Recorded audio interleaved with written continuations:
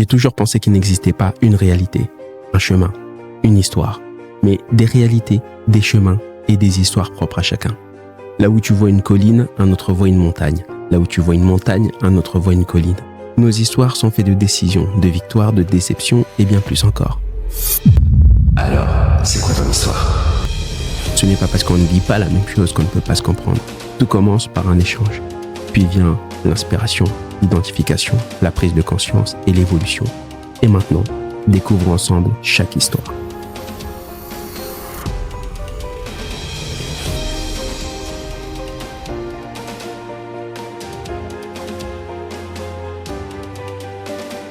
Écoute Fabienne, bienvenue dans le podcast Alors c'est quoi ton histoire ? Merci. Très heureux de pouvoir t'accueillir ici et de pouvoir discuter un petit peu avec toi, d'aller voir qui est la businesswoman qu'on voit sur les réseaux sociaux, que je vois sur les réseaux sociaux et qui prend la parole de manière aussi engagée quand même. Oui, c'est vrai.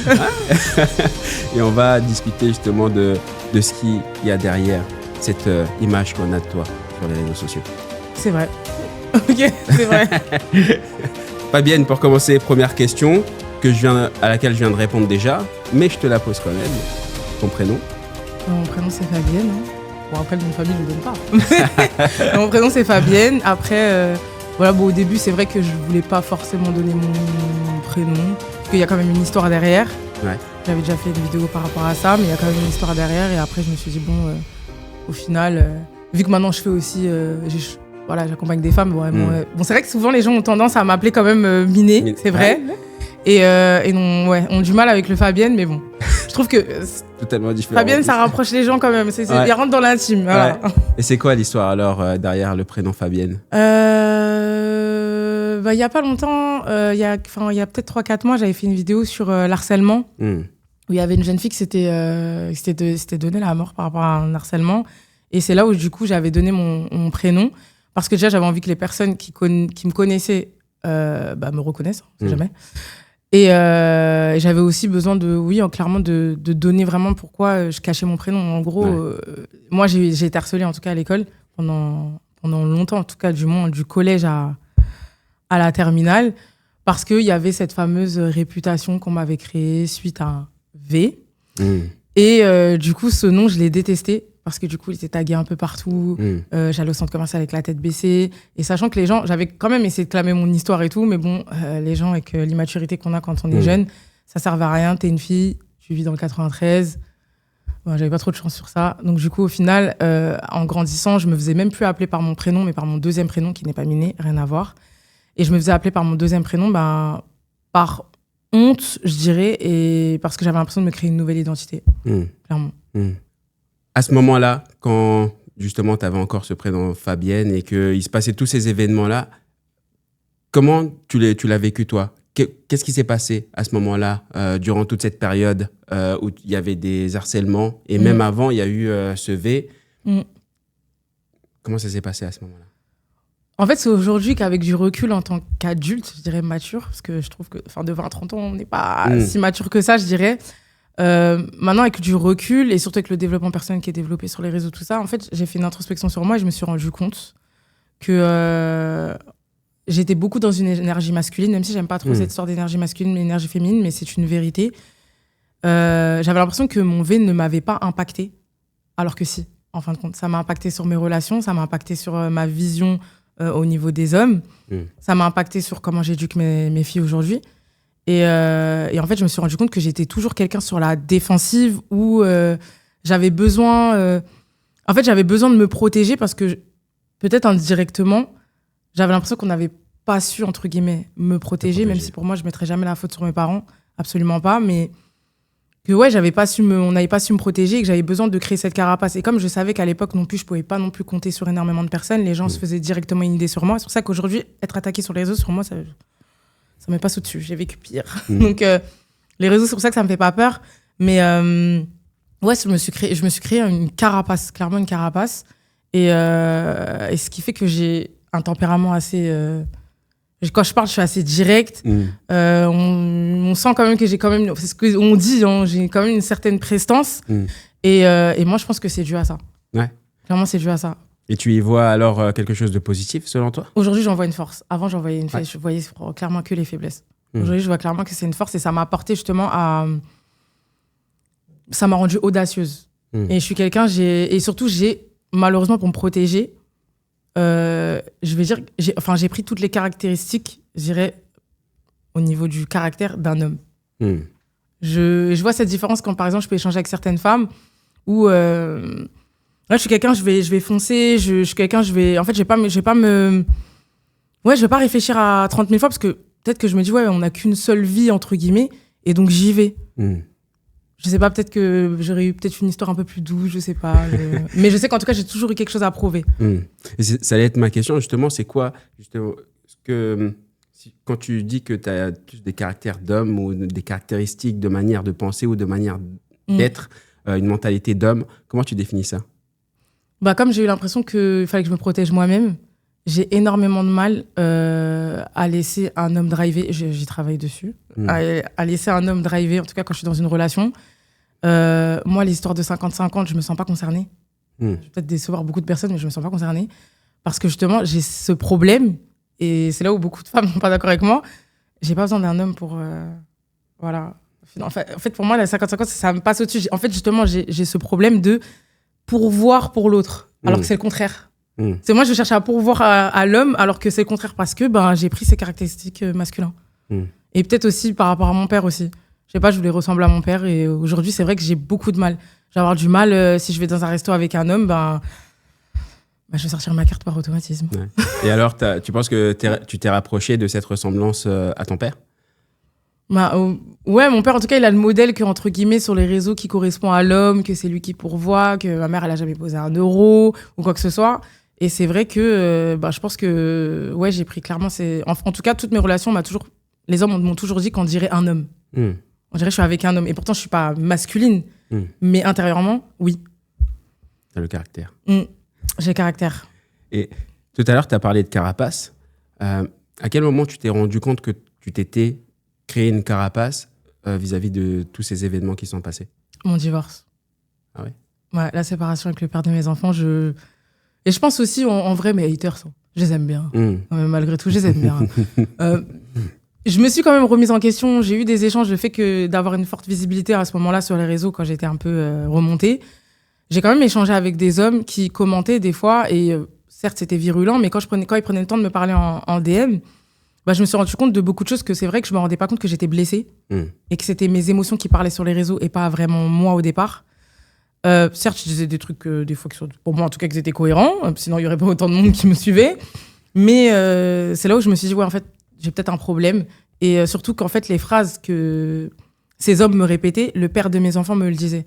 Tu te comportes comme un homme, tu me laisses pas faire, tu veux toujours diriger, ou quoi que ce soit. En fait, c'est juste que je me protégeais, en fait. En fait, je me suis rendu compte avec le temps que je me protégeais. Et à la prise de conscience de ça, qu'est-ce que ça a fait? Quel impact que ça a eu sur toi? Déjà, j'essaye de pas transmettre mes traumas à mes filles. Déjà. Parce que j'élève 2 petites futures femmes. D'accord? Ça sert à rien de leur dire que tous les hommes sont mauvais. C'est pas vrai. Maintenant, avec le recul, je ne dis plus que tous les hommes sont mauvais. Non. On attire ce que l'on est. D'accord? Ça, je l'ai bien compris et c'est réel. Ouais, aujourd'hui, je dirais que ouais, j'ai fait quand même un travail sur moi. J'arrive à prendre du recul. Maintenant, je suis plus sur la défensive. Ça, c'est vrai qu'avant, j'avais mes idées et moi, il n'y avait pas A plus B, c'était mes idées. Fin de l'histoire, je voulais pas, surtout concernant les hommes. Et c'est vrai que j'avais tendance, quand j'étais plus jeune aussi, je voulais toujours faire des trucs de mec. Alors, j'ai fait du rugby pendant des années parce que je voulais faire comme les mecs. Je voulais toujours être plus performante qu'un homme. J'avais ce besoin. Au travail, c'était pareil. J'avais besoin d'être plus performante qu'un homme. J'avais besoin d'avoir des métiers où il y avait peut-être un peu moins de femmes ou être la plus jeune qui a tel poste. Donc, c'est vrai que j'ai atteint des postes très rapidement en responsabilité aussi pour ça. Et aussi, je pense que moi, j'avais cette audace qui m'a poussée. Et je dis pas que j'ai pas la peur, attention, mais même si j'ai peur, j'y vais. Et ça, ça fait partie de la caractéristique d'un homme. C'est pas très féminin, je dirais. Ça se prend pas la tête. Ouais, les hommes, vous y allez et puis vous allez essayer de corriger le truc un peu. Ouais. Nous, les femmes, on va réfléchir et c'est un problème beaucoup chez les femmes, on a tendance à tourner autour du pot et peut-être passer à l'action dans quelques années. C'est vrai que récemment, j'ai eu pas mal de personnes qui m'ont dit ça, pas forcément directement à moi, mais qui ont eu cette conversation-là avec moi et autour de moi. C'est que en voyant des émissions à la télé ou même en termes d'amour, c'était surtout à ce niveau-là, où il se disait que les hommes ne se posent pas forcément la question d'un problème tant que ce problème n'existe pas. Par exemple, si tu es dans une histoire d'amour, tu vas commencer à te poser la question, après, qu'est-ce qui va se passer quand on va revenir à la maison ou quand on va revenir du voyage et qu'est-ce qui va se passer, machin, etc. Alors que l'homme est plutôt là dans... Écoute, si ça se passe bien là, maintenant, pourquoi tu te poses des questions pour après, en fait? Non, c'est vrai, c'est vrai. L'homme vit l'instant présent. Ouais, c'est cette conversation-là que j'ai eue et ça fait écho avec ce que tu dis là. Mais je vois que cette histoire part de loin et peut encore aller loin dans cette narration qu'on va avoir ensemble, ce partage qu'on va avoir ensemble. Donc, ce que je vais faire, c'est que j'ai une question pour toi. Oui. Fabienne. Cette question, tu vas pouvoir y répondre en commençant où tu veux, en finissant où tu veux, en allant où tu veux et en taisant ce que tu veux, en parlant de ce que tu veux. Ok. Cette question, c'est le titre du podcast. Raconte-moi ton histoire. Fabienne. Alors, c'est quoi ton histoire? Mon histoire. Franchement, je sais pas par quoi commencer parce que comme on dit tout le temps, je pourrais écrire un livre. Ouais. Je sais, franchement, honnêtement, il faudrait que ta question soit plus ciblée parce que honnêtement... T'inquiète pas. Quand j'y pense, sur 33 ans de vie bientôt, j'en ai vécu des choses. Il y a aussi des combats personnels aussi qu'aujourd'hui, que j'ai pas forcément encore parlé. Mais c'est vrai qu'avoir atteint la trentaine, avoir vécu certains... Honnêtement, comme j'ai dit tout à l'heure, c'est vraiment mon divorce qui m'a mis au pied du mur, en fait, où il fallait vraiment que je me remette en question. Donc, je dirais mon histoire, une fille... Je pense que je suis quelqu'un de très sensible. Quand on apprend à me connaître, je suis quelqu'un de très, très sensible. Et je me cache derrière cette carapace pour pas montrer ma sensibilité. Et je sais même pas pourquoi en y réfléchissant. Mais j'ai toujours eu l'impression de ne pas avoir ma place dans ce monde. Jusqu'à aujourd'hui. Ah oui.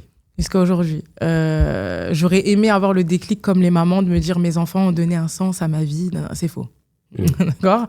Mes filles n'ont absolument pas donné de sens à ma vie. Oui, je suis maman et oui, je dois élever ces enfants, en tout cas jusqu'à l'âge de 18 ans.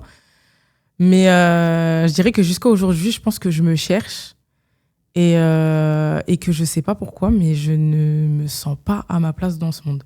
Mais je ne saurais pas dire qu'est-ce qui me manque, je sais pas. Et quel est le sens que tu donnes à ton existence aujourd'hui alors? Je dirais qu'actuellement, peut-être en fait, aujourd'hui, ce qui me porte, je dirais, c'est mes réseaux, le fait que j'accompagne des femmes à investir en immobilier, leurs blessures, parce que je sais que, comme j'explique, c'est que l'immobilier, c'est pas que de l'immobilier. Pour une femme, ça signifie beaucoup. Ça signifie avoir une liberté financière, la liberté, le choix de pas, je ne pousse personne au divorce, mais le choix de quitter des relations qui sont bancales, d'accord, qui sont toxiques. Le choix de faire d'autres projets à côté sans forcément perdre ton identité dans une relation, dans un mariage. Et le choix aussi, surtout pour celles qui sont mamans, d'élever tes enfants, de t'arrêter ou de démissionner et d'avoir une autre entrée d'argent qui te permet de vraiment vivre ta maternité pleinement. Parce qu'aujourd'hui, on doit être une femme et en même temps, on doit travailler, et en même temps, on doit être belle, et en même temps... Et je pense que si toutes les femmes avaient cette liberté financière, on ferait beaucoup plus de choses. La vie serait moins stressante pour une femme. Il y aurait moins de maladies auto-immunes. En tout cas, moi, j'en suis atteinte. Que d'autres... Enfin, il y en aurait moins, en tout cas, chez les femmes. Ça, c'est sûr et certain. Et pour comprendre la personne que tu es aujourd'hui, je pense qu'il est important aussi de comprendre l'environnement dans lequel tu as évolué. Et l'environnement dans lequel tu as évolué, tu en as touché un petit mot tout à l'heure, c'est la vision que tu avais de ton père. À cet âge-là, quand tu penses à la petite Fabienne, quand elle grandit justement dans cet environnement avec un père, une maman, une famille, comment elle se sent à ce moment-là? Quelle est ton enfance? Franchement, j'ai pas eu une enfance... j'ai eu une enfance normale, je dirais. Parce que j'ai eu des parents qui sont mariés depuis plus de 30 ans. J'ai quand même... Quand je compare à d'autres, quand même... en tout cas, j'ai grandi dans un environnement sain, très pratiquant. Mes parents sont très, très pratiquants. D'où pourquoi j'ai fait certains choix, comme me marier au bout de 3 mois, à l'autre bout du monde, avec une personne, sans dire forcément mon père, parce qu'on n'était pas de la même confession. Je dirais, et c'est vrai que ce modèle familial, je m'y suis beaucoup accrochée. Et pour moi, en fait, il n'existait qu'un seul chemin, c'était ça et pas autre chose. Donc, ça m'a amené aussi, entre guillemets, à prendre de mauvaises décisions, à forcer dans un mariage qui n'était plus heureux. Parce que pour moi, c'était hors de question de divorcer. C'est pas comme ça qu'on m'a éduquée. Religieusement, c'est pas ça. C'était pas le schéma dans lequel je voulais éduquer mes enfants. Et ouais, je dirais. Et par contre, c'est vrai que le fait d'avoir vu mon père avoir ce rôle, d'avoir beaucoup porté. Et ça, je lui dis quand même aujourd'hui. Il porte énormément. Ma mère, elle a toujours été traitée avec le fameux traitement princesse. Ma mère, elle a vraiment eu le traitement princesse. Et c'est vrai que moi, je me rappelle, j'observais mon père partir au travail à 3-4 heures du matin dans un boulot, oui, certes, qu'il aimait. Il était chef de chantier. Mais je ne voyais pas plus épanoui que ça. En fait, je ne voyais pas profiter de sa vie. Et ça aussi, ça a été un déclic où je savais, franchement, honnêtement, je savais, en seconde, je savais que je ne serais pas salariée. En tout cas, je ne serais pas salariée. Enfin, pour moi, il y avait un autre chemin que ça. Je me disais, c'était pas possible de se lever tous les matins 3-4 heures et dire que, même s'il avait ce côté religieux où voilà, il faut travailler, salarié, ça veut pas dire qu'on est fainéant, mais il avait ce petit côté où il avait sa rigueur au niveau du travail, tout ça. Je m'étais dit, c'était pas cette vie que je voulais et j'ai toujours porté, et je le porte jusqu'à aujourd'hui, la cape de la sauveuse. Parce qu'aujourd'hui, si tu me poses la question pourquoi je cherche la liberté financière totale, je pense que je vais même pas faire l'hypocrite, je dirais pas que c'est pour mes enfants. Je dirais c'est pour mettre, et ça c'est une phrase de mec, mettre mon père à l'abri. Tu vois, c'est une phrase vraiment d'homme. Je te dirais, je vais mettre mes parents à l'abri. Mes enfants, on sait. Mais voilà. Ouais.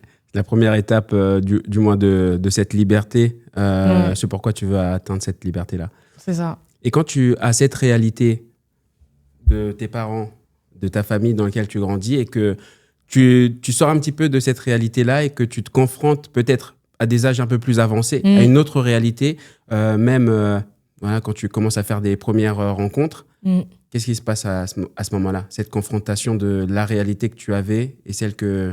Ouais, le cocon dans lequel j'étais, je pense que ça répond, je pense, à moitié à ce que j'ai dit tout à l'heure. Je me sens pas vraiment à ma place, je dirais, parce que j'ai l'impression que les gens, ils aiment d'une façon différente. Moi, je suis quelqu'un de très authentique, très sensible.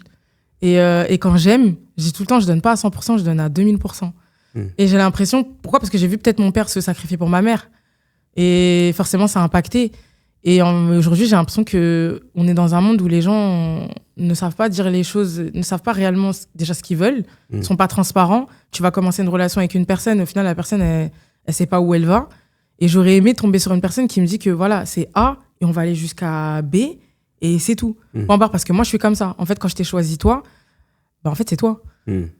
Même si peu importe tes défauts, bon, il y a défauts et défauts, mais tu m'as compris, normal. On va aller jusqu'au bout et je vais te supporter jusqu'au bout. Et je pense que aujourd'hui,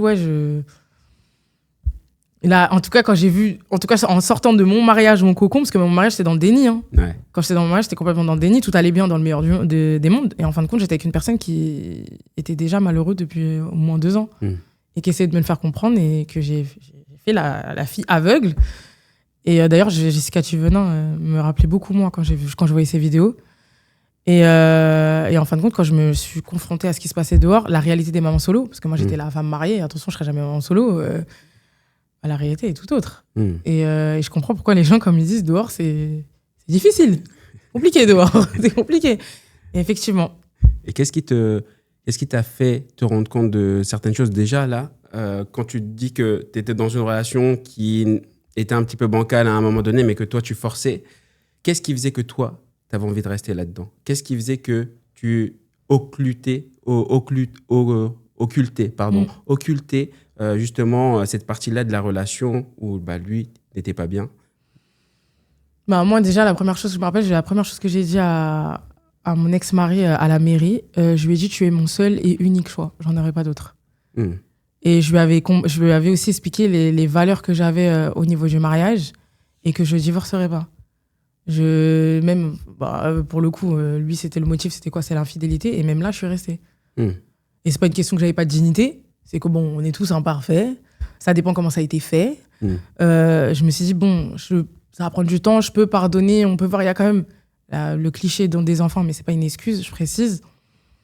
Je me suis dit, je vais quand même forcer les choses parce que voilà, c'est comme quelqu'un de bien. En fait, je pouvais pas balayer 7 ans de vie comme ça, en fait. Parce qu'il a flopé à un moment donné.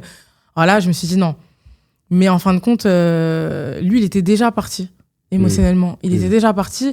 Après, le problème, c'est que c'est là où moi, j'arrive pas trop non plus à me reconnaître par rapport à certaines femmes qui ont vécu ça. Tu vois, par exemple, j'arriverais pas à me reconnaître par rapport à Jessica Thivenant sur ce point-là. On a des points communs, mais pas totalement. Dans le sens où, moi, il y avait quand même s'il veut pas l'avouer, il y avait quand même un intérêt pour sa part. Parce que moi, quand j'ai rencontré mon mari, je faisais 137 kilos. J'avais pas confiance en moi. Je sortais d'une rupture bien avant lui. Donc, j'avais perdu toute confiance en moi. J'étais avec une personne vraiment le pervers narcissique originel. Qui me rabaissait chaque jour, t'es grosse, t'es nanana. Donc du coup, quand j'ai rencontré mon mari et qui m'a donné de l'intérêt et que vraiment j'étais vraiment dépendante affective à 100%, peur de l'abandon, j'avais le packaging. Bah, quand il m'a dit ouais, en fait moi je veux me marier avec toi, moi je me suis dit je vais réaliser la même chose qu'avec mes parents en fait, je vais me marier, je vais avoir des enfants, il sait ce qu'il veut et tout. Bah il m'a vendu le packaging quoi. Et sur le coup, je me suis mis toute la terre à dos, mes amis à dos. Mes parents, j'en ai même pas parlé parce que je savais que c'était non. Expliquer que je vais épouser un étranger en Tunisie, et voilà. Et en fait, j'y croyais vraiment. Et surtout, moi, à l'époque, j'avais pas cette maturité. Parce qu'on dit, tu sais, t'as l'adage qu'on dit souvent, un homme, c'est un homme par ses actions. Tu vois, moi, je suis quelqu'un, jusqu'à aujourd'hui, j'ai ce problème-là. Je vais boire tes paroles. Parce que je pars du principe que moi, comme je suis quelqu'un de parole, moi, si je te promets un truc, je vais le faire. Ouais. Donc, je pars du principe que la personne qui est en face de moi, c'est pareil, en fait. Et ça, c'est une erreur. Ça, c'est une grosse erreur parce que j'ai l'impression que tout le monde est comme moi. Et c'est ce qui m'a amené à faire de mauvais choix. Et justement, mon mariage, des fois, je me pose des questions. Justement, je me dis, à quel moment il m'a réellement aimé? À quel moment est-ce que les moments qu'on vivait ensemble, ils étaient vrais? Est-ce que ses enfants, même aujourd'hui, ce serait triste, ça me fait mal de le dire, mais est-ce qu'il les aime vraiment? Ou est-ce que ça a été fait parce qu'il voulait sécuriser en France et tout, etc. Lui dit oui, qu'il y a de l'amour, mais je sais pas en fait. Et en fait, jusqu'à aujourd'hui, même, j'ai envie de te dire, avec du recul, est-ce que je sais réellement ce que c'est de l'amour? Est-ce que je sais réellement ce que c'est d'être réellement aimé par quelqu'un? Je sais pas. Avec du recul, je sais pas. Qu'est-ce qui t'a fait avoir le déclic alors à ce moment-là? Le déclic de Fabienne, réveille-toi. Franchement, c'est l'année 2020, 2025. 2024, on s'est séparés. 2025, les réseaux sont partis. Et honnêtement, le déclic, je l'avais même pas au départ. C'était même pas mes réseaux parce que je parlais et tout. Je comprenais d'autres femmes. Je rentrais dans la team maman solo. Donc, je voyais qu'il y avait quand même des gens qui avaient des histoires un peu hard. Et je dirais que j'avais pris un accompagnement avec une coach business à l'époque, Fatima.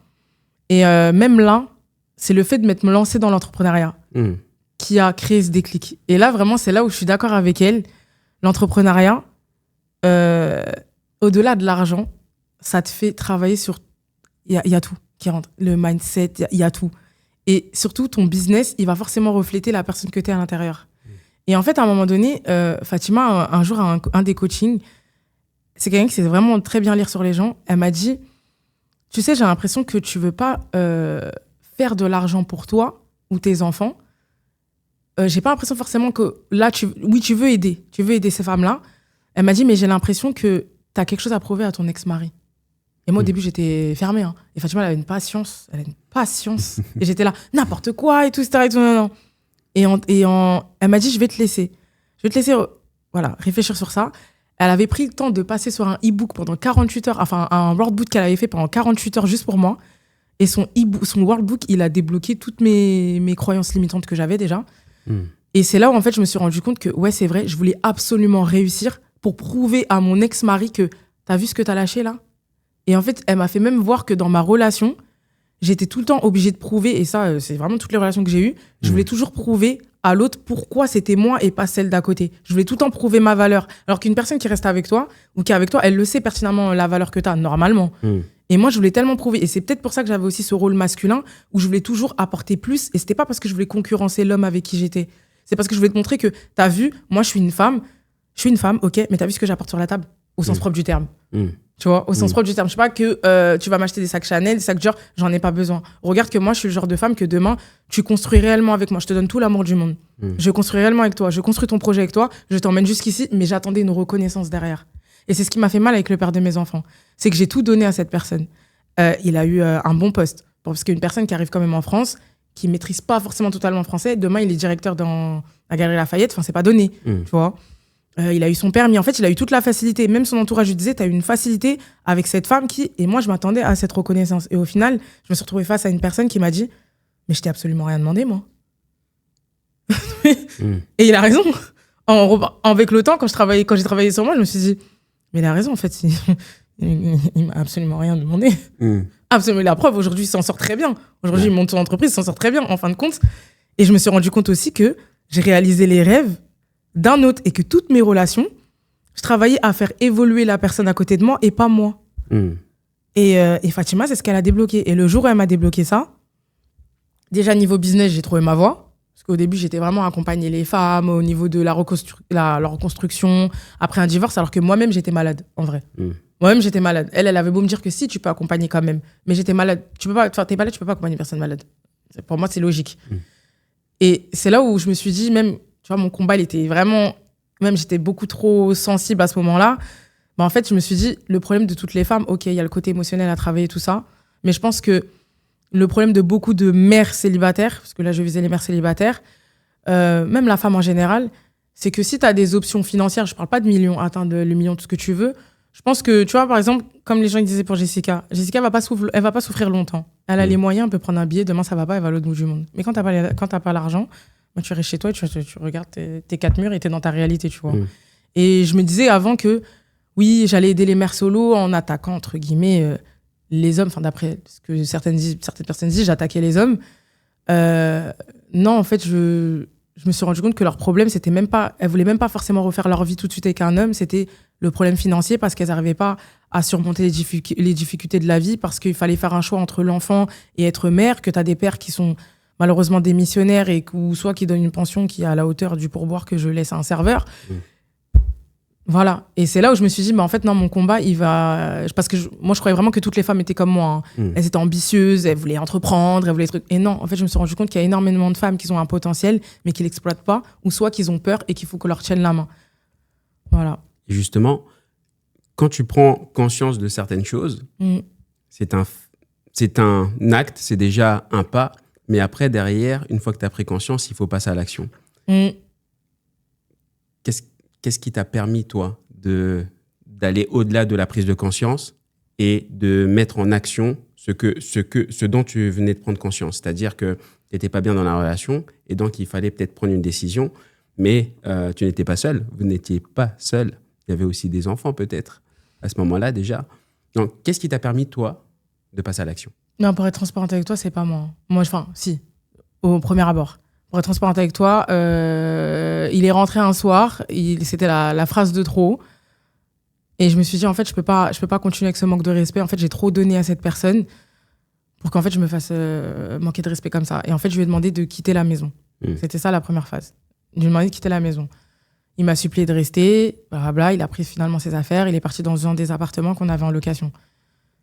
Et après, je me suis rendu compte avec la pression qui redescendait. J'ai pris du recul. Au bout de 2 mois, j'ai essayé de récupérer mon ex-mari parce que malgré tout, il y avait l'éducation qui jouait derrière. Moi, je me suis dit, c'est quand même un mariage. C'est pas mon mec. C'est quand même un mariage. Et là, lui, l'ego a pris le dessus. Lui, il a eu le temps de réfléchir. Et en fait, en fin de compte, c'est pour ça que je disais, je me compare souvent avec l'histoire de Jessica. C'est qu'en fin de compte, quand il a eu ce fameux déclic, parce qu'au début, en fait, comme je t'ai dit, lui, il était déjà parti. C'est juste qu'il n'avait pas le courage comme beaucoup d'hommes. Il y a beaucoup d'hommes qui veulent pas quitter leur foyer et ils vont préférer te pourrir d'abord la vie à toi et que toi, tu décides de lui dire pars. En fin de compte, sur le coup, je lui ai dit pars, il n'était pas d'accord, mais en fin de compte, je lui ai rendu service. C'est triste à dire, mais je lui ai rendu service parce qu'en fin de compte, il n'était plus là. Émotionnellement, il n'était plus là. Physiquement, il n'était plus là. Il n'y avait plus rien, en fait. Et sauf qu'en fait, lui, il avait cette culpabilité de se dire, en fait, je vais la laisser.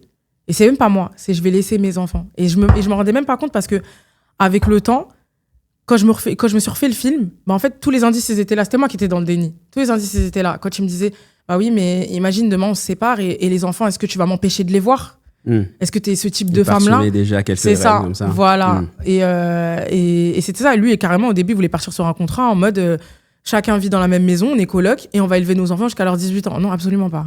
J'ai 30 ans, je peux refaire ma vie. Non, je ne vais pas sacrifier ma vie comme ça.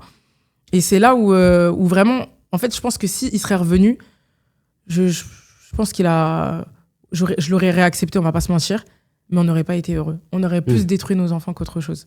Et c'est là où il a quand même eu cette maturité de me dire, écoute, moi, je suis plus heureux. Et tu vois bien comment ça impacte les enfants. Je peux comprendre que lui non plus n'est pas issu d'une famille qui est divorcée. En fait, il n'y a plus rien. Il n'y a plus rien. Tu vas t'en remettre. Comme disait, tu vas t'en remettre.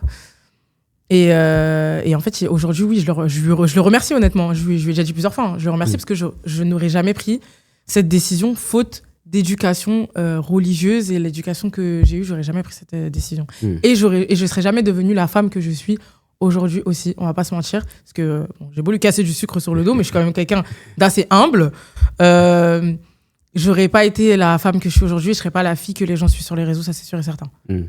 Et justement, après cette décision qu'il a prise ou qu'il a aidé le couple aussi à prendre, finalement, c'est quoi tes ressentis après ça? Parce qu'aujourd'hui, tu as du recul, mais tout de suite après, comment t'étais, toi? Bah, tout de suite après que je détestais. Je comprenais pas. Je me disais, en fait, tu vas ruiner. Enfin, c'est surtout, comme je te dis, comme j'étais dépendante affective, toute ma vie tournait autour de mon mari. Toute ma vie tournait autour de lui. Je mangeais, je buvais, c'était pour lui. Vraiment, j'étais le cliché de la femme où je mettais mon mari au-dessus de ma tête et voilà. Et je vivais pas pour moi. J'avais pas d'identité. Parce qu'en fait, quand il est parti, c'est là où je me suis rendu compte que j'ai pas d'identité. En fait, qui suis-je? Et c'était même pas lui. Parce qu'en fait, j'ai creusé plus loin. Fatima m'a fait creuser plus loin. Je me suis rendu compte que, en fait, j'avais pas d'identité. Pendant des années, je vivais pour les hommes.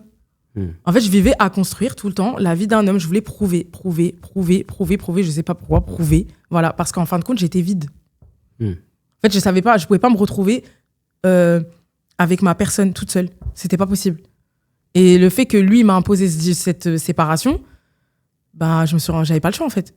Et je me suis rendu compte que, oui, ok, j'ai mes enfants, ouais, d'accord, ok. Et surtout, moi, j'associe aussi mes enfants au père de mes enfants. Donc, même à un moment donné, j'étais arrivée à un point où je l'ai regardé, je me disais, ok, mais je vous aime, hein. Je vous aime. Mais vous me rappelez quelqu'un. Mais là, on forme plus trop une famille, donc je vois pas trop, voilà, la DA, là où je vais. J'étais là, j'ai regardé, et c'est vrai, ça peut heurter certaines personnes, mais c'est la vérité. Moi, j'avais pas de toute façon, j'avais pas forcément je voulais pas forcément d'enfants au début, déjà, pour commencer, parce que j'étais quelqu'un de très ambitieuse. Je voulais des enfants à 40 ans, rien à voir. Donc, c'est vrai que même mes enfants, je savais qu'elles étaient là parce que c'était lui qui les voulait, tu vois. Donc, c'est vrai qu'à la fin, je les ai regardées et je me suis dit, et pourtant, mes filles, surtout ma grande, ça a été, ça, je m'en veux énormément quand même. Ça a été un soutien émotionnel, alors qu'elle a 5 ans. Enfin, elle a 6 ans aujourd'hui. Et c'est grave. Qu'un enfant de 4 ans, à ce moment-là, ait été mon soutien émotionnel. Et, pardon. Excuse-moi. Et, ouais. Et donc, du coup, oui, j'ai dû faire un énorme travail par rapport à ça. Et, ouais, je me suis retrouvée face à moi. Face à toi et face à ses enfants. Ouais. Et qu'est-ce que ça t'apporte alors, ce soutien émotionnel dont tu parles que ta fille t'a apporté à un âge très précoce, très early, très tôt. Qu'est-ce que ça t'apporte à ce moment-là? Mais en fait, j'ai vu une enfant... en fait, ma fille, elle a toujours eu une très, très grande maturité. Même finalement, je me trompais pas parce que même sa maîtresse, elle me l'a dit récemment cette année. Mais elle porte une charge émotionnelle qu'elle n'est pas censée porter à 6 ans. Et elle comprend vite les choses. Et c'est là où je me suis rendu compte que j'étais aussi dans le déni. Parce qu'un jour, elle m'a regardé droit dans les yeux et elle m'a dit c'est vrai que je suis triste que papa et toi, vous n'êtes plus ensemble.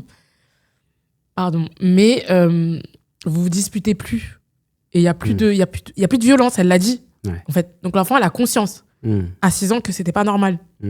Alors que moi, j'étais dans cette relation et je me rendais pas compte que c'était pas normal. Alors que pourtant, j'ai pas été élevée dans une famille toxique. Pas du tout. Et elle a réussi à me regarder, à me dire je suis contente, vous vous entendez mieux, vous êtes amis maintenant, comme elle dit. Mais et j'ai l'impression, même aujourd'hui, par contre, j'ai une grande culpabilité, j'ai l'impression quand même d'avoir... J'espère pas avoir créé une dépendance affective parce qu'elle a quand même des signes de dépendance affective. Et ouais, ça c'est ma plus grande peur. C'est quelque chose dont tu lui parles? Peut-être? Je sais pas. Elle est devenue très sensible. Avec le temps, elle est vraiment très... C'est une enfant qui est très sensible. Et j'ai l'impression justement que malgré qu'elle elle a cette petite... En fait, je me vois. C'est horrible, je me vois. Quand j'étais petite, je me vois. Et j'ai l'impression qu'elle porte énormément, qu'elle parle pas. Et elle va prendre sur elle parce qu'elle a aussi cette... tu sais, le fameux... Vu que c'est l'aîné, elle veut être l'enfant modèle. Elle veut être l'enfant qui temporise les deux camps. parce que 2 adultes n'ont pas su communiquer. Du moins, moi, j'ai essayé de mettre quand même de l'eau dans mon vin. Mais lui, il était beaucoup sur la défensive. Il voulait absolument rien savoir. Et c'est vrai qu'elle a eu ce rôle où, arrêtez de vous disputer, arrêtez de vous prendre... Vous êtes des adultes, tu vois. Et elle n'a pas le faire. Ouais. Mais moi, je pense que si, avec le temps, on va s'en rendre compte que ça l'a énormément impacté. Ça, j'en suis sûre et certaine. Ouais. Et qu'est-ce que tu voudrais lui dire aujourd'hui ? Qu'elle a... Si elle écoutait, et peut-être, j'espère qu'elle verra cette vidéo, mais si elle voit justement cette fraction-là de la partie qui va suivre, qu'est-ce que tu aimerais lui dire ? Qu'elle n'a pas apporté déjà les blessures de sa maman. Déjà pour commencer. Parce que maman, elle a énormément de vécu. Il y a eu le V à l'adolescence, mais il y a eu dans ma jeunesse, donc à son âge, précisément, à son âge. Donc forcément, il y a des traumas qu'aujourd'hui, que maman, elle essaie de travailler et que c'est vrai qu'elle devrait, entre guillemets, ces traumas-là. C'est que je t'ai dit, j'ai énormément de choses encore dans le passé à travailler. Et que j'essaye au maximum de ne pas l'impacter. Mais je ne suis pas parfaite. Et ça, je lui dis tout le temps. Maman, elle n'est pas parfaite. Elle n'est pas parfaite. Et c'est vrai que c'est dur de porter ses propres traumas en même temps en essayant d'éduquer des enfants. Et d'autant plus, je ne dis pas que les garçons, c'est moins, mais des filles. Parce que la dernière, elle est... Je pense aussi que même elle s'est enfermée dans un cocon parce qu'on dirait qu'elle est dans... Quand on parle de la dernière, les gens me disent qu'on dirait qu'elle est dans son monde.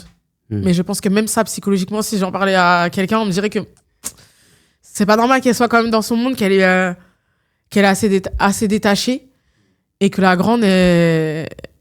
C'est pas... je pense que malgré tout, elles ont été quand même impactées ici. Et elles n'ont pas apporté mes traumas. Ni les traumas de leur père, parce qu'en vrai, leur père aussi, il a des traumas. Même pas par rapport à la relation, on est rentrés dans un mariage tous les deux avec des blessures en pensant qu'on allait guérir les blessures de l'autre en étant ensemble, alors qu'absolument pas.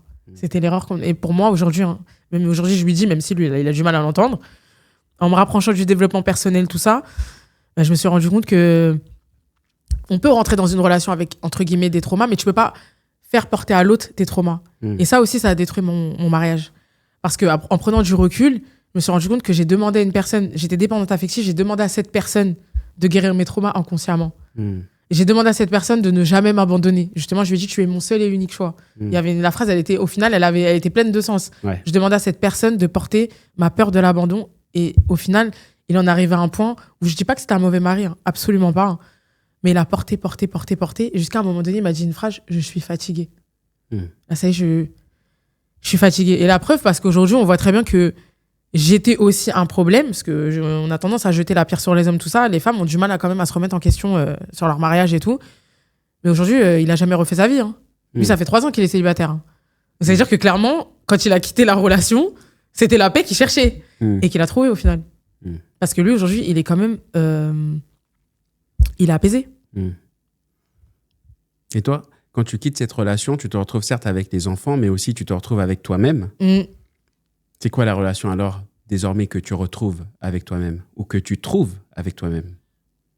Moi, je savais que j'étais capable... J'allais pas dire oui, je me suis rendu compte que j'étais capable de certaines choses. Non, je savais que j'étais capable de certaines choses. En tout cas, du côté financier. J'ai pas eu cette peur. Mais du côté émotionnel, ma dépendance affective me bouffe. Elle me pourrit la vie. Honnêtement, elle me pourrit la vie. Maintenant, oui, j'ai du recul parce que je vais pas faire de mauvais choix en termes de relations. Ça, c'est sûr et certain. On me reverra pas me marier, je sais pas dans quel pays. Ni en France au bout de 3 mois, ça c'est sûr et certain.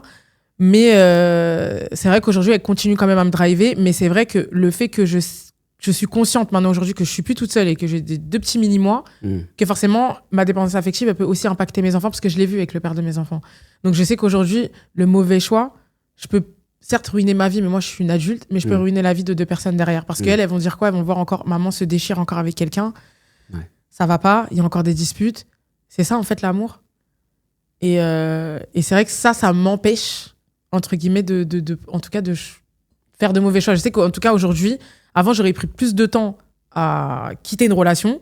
Maintenant, je sais que je suis pas dans le domaine du red flag, tout ça, parce que je pense qu'on peut tous faire un travail sur nous.